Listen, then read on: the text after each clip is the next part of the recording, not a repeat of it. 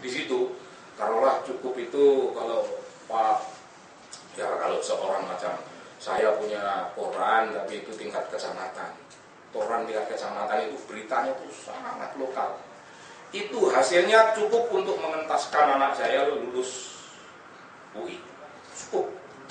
Sudah itu saya tidak punya jawaban, itu di luar rumusan kitab suci, tidak ada. Nak, kamu kerja sendiri. Kita sudah mengantarkan anak sampai tahap kematangan sosial, politik, dan kebudayaan di tingkat itu selesai. Dia akan fight. Bangsa kita hancur dulu karena anaknya memanjakan berlebihan untuk memanjakan anak itu, diambillah uang-uang negara, pencurian-pencurian yang dilegalkan dan sebagainya. Negara juga hancur untuk memperkuat pribadi-pribadi. Kebalikan, pribadi itu memperkuat negara keseluruhan, tapi negara membayar tribute-nya kepada kita dibalik. Negara punya tribute kepada rakyat, menjamin welfare dan sebagainya. Pemimpin yang apa yang bisa melahirkan. Tadi saya bayangkan sistem modal sosial itu ada, tapi kadang-kadang modal sosial tidak ada. Pemimpin mengadakan itu dan menjadi ada. Adanya tidak perlu sempurna, sesempurna bayangan para pemikir ahli politik dalam institusi begini. Enggak.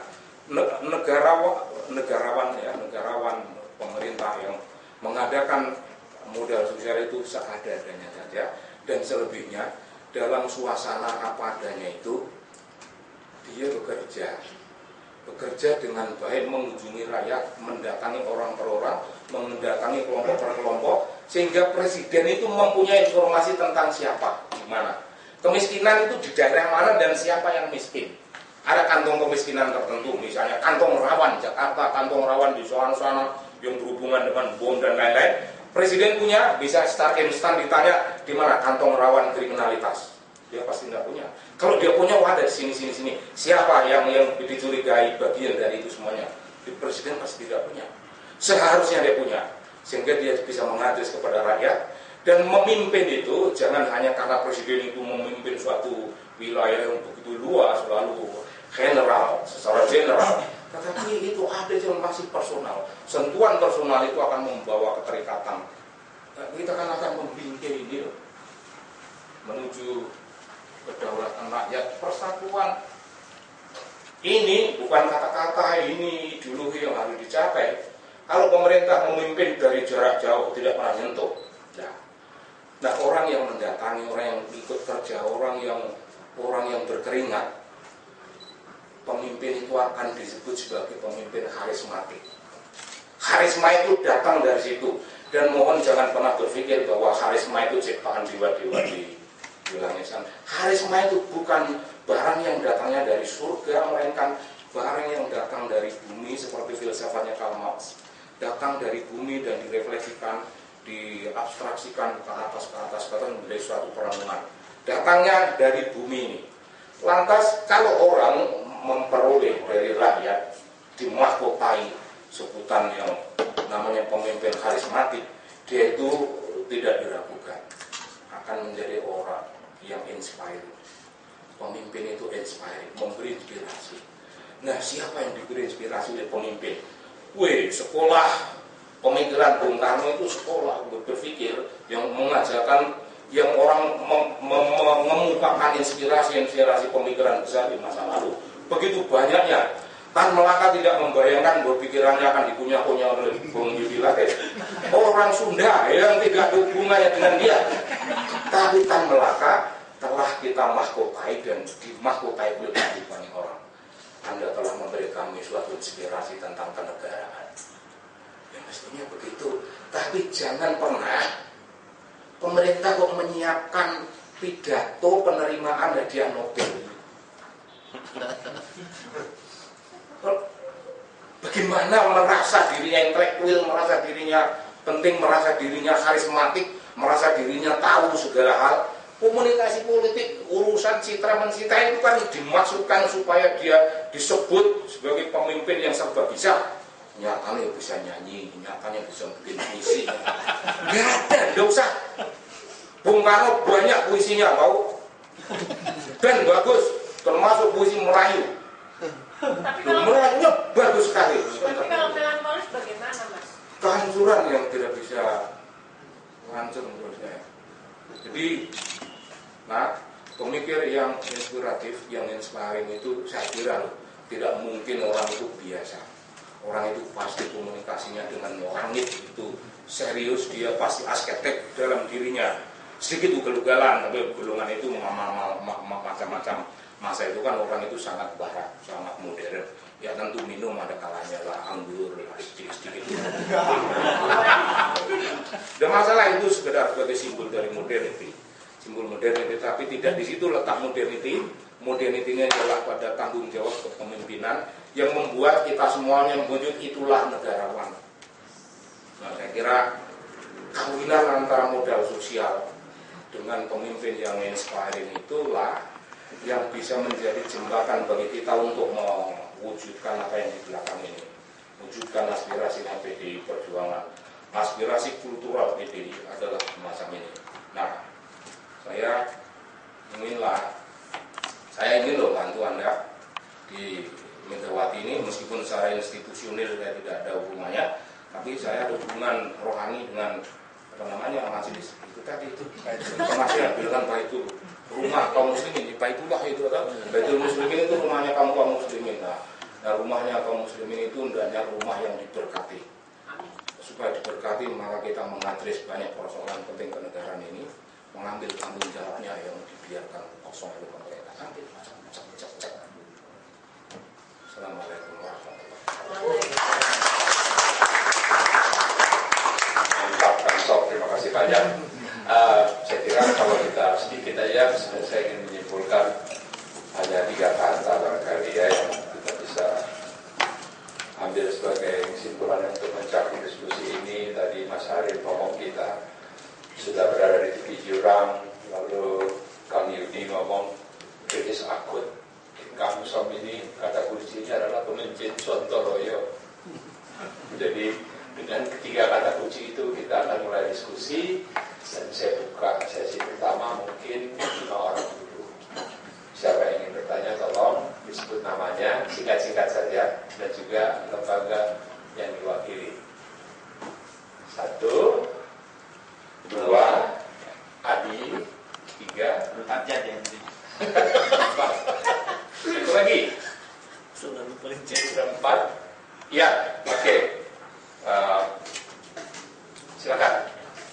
Terima kasih. Nama saya Hati Minangun, siswa Sekolah Pemikiran Islam di Jawa.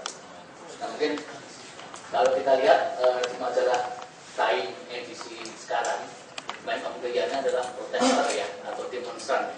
Nah, kalau kita lihat bagaimana dari Arab Spring, Yunani maupun Amerika ya. Nah, kita mau memiliki main of the year ya. Protester juga, demonstran juga ya.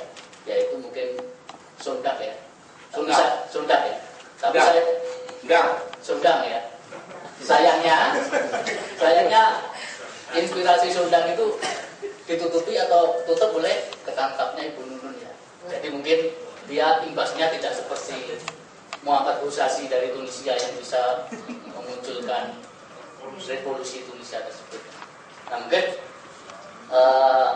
itu yang pertama. Yang kedua, kalau uraian dari Mas Arif tadi di makalahnya bahwa pemerintah Amerika tidak hanya membailout perusahaan-perusahaan swasta, bahkan dia membantu perusahaan-perusahaan swasta untuk menjual produknya, seperti bagaimana Obama ketika ke Bali harus menjual Boeing ya.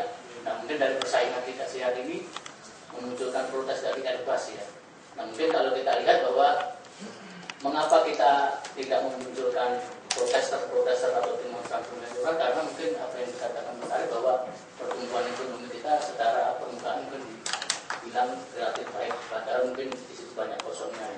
Nah, mungkin pertanyaannya bagaimana sistem pengembangan ekonomi kita ya yang harus kita kembangkan terkait bahwa kapitalisme mengalami kebangkitan juga ya terkait adanya perusahaan negara ya. Apakah kita menganut sistem perekonomian model Cina ya, di mana ditampilkan bahwa di dalam komik majalah Tempo Sarkozy meminta bantuan kepada Hu Jintao ya, untuk membeli obligasinya ya. Itu yang kedua. Dan yang ketiga terkait Tan Malaka ya. Nah, bagaimana Tan Malaka itu bisa menggabungkan Islam dengan komunisme? Karena kalau kita lihat dari latar belakang Tan Malaka lahir, terutama ikut ini adalah gerakan pembaruan dari Imam Bonjol dan seterusnya ya. Di mana dia waktu di Bukit Tinggi mungkin belajar soal pembaruan Islam dari Muhammad Jambe ya, di Suro Tengah Sawah. Mungkin saat sekolah di Bukit Tinggi, pemikiran-pemikiran pembaruan dari Muhammad Jambe mempengaruhi dari Tan Malaka, sehingga ketika dia belajar komunis, dia tetap bisa menunjukkan keislamannya ya. Nah mungkin kalau kita lihat inspirasi pembaruan dari gerakan-gerakan pembaruan Islam yang ada di Sumatera terhadap Tan Malaka adalah tercermin dalam bukunya Madilo Gerbulek, di mana kita susah ketika melakukan revolusi ketika masyarakatnya masih menganut takhayul. Nah, permasalahannya mungkin ketika Tan Malaka hidup sampai sekarang, mungkin Tan Malaka juga akan mengatakan susah kita melakukan revolusi. Mengapa? Karena masyarakat masih percaya pada takhayul ya. Contoh mudahnya, bagaimana di Bandung untuk mengucapkan ulang tahun saja harus berdandan seperti suster besok ya. Nah itu kan menunjukkan bahwa masyarakat kita masih sangat takhayul, dan Malaka sampai sekarang pun akan mengatakan kita tidak bisa mengatakan revolusi ketika masyarakat masih menganut takhayul ya. Pada putusan pemberontakan komunis di keputusan Prambanan kan dia menolak pemberontakan karena masyarakat masih menganut pikiran-pikiran takhayul ya. Saya pikir itu. Oke, yang Sondang tadi pertanyaannya ditujukan kepada siapa? Soal Sondang. Semuanya ada deh. Oh, tiga-tiganya, oke. Silakan ya. Oke, terima kasih. Saya Dedik Prianto dari siswa Pemikiran Pendidik Bangsa juga. Saya senang sekali ketemu dengan Kang Sobari tadi dan ada Mas Arfi. Biasanya ketemu di jaringan Gus Durian gitu kan. Nah, saya kira karena kita kan berbicara soal refleksi ya, dalam perspektif ekonomi barangkali ini Pak Arif, saya kira ada hal yang cukup merisaukan kita, karena kan kita kalau berbicara soal hasil pribumi kita, salah satu produk yang paling terkenal barangkali kita adalah kretek, ya kan? Yang kalau kita refleksi tahun 2011 ini kan, buset, gila banget, sangat di apa ya? Kita itu kretek yang merupakan produk asli kita, ya kan? Ditusuk-tusuk oleh rokok-rokok putih itu loh. Kalau dan ini kan sebenarnya kan persaingan farmasi kan. Kalau kita baca di nikotin warnya Warren Hamilton, saya kira selesai untuk persaingan itu. Dan saya kira Kang Sobari itu nulis sangat bagus di pengantar jurnal kretek gitu kan soal persaingan itu. Nah, itu barangkali saya mungkin ingin Pak Arif itu memandang itu dan bagaimana peluang misalnya nanti tahun 2012 atau selanjutnya. Karena kalau kita dengan atau baca Quran yang terlebih dahulu, bahkan kretek ini kan kalau kita lihat tahun 70-80-an, kalau kita lihat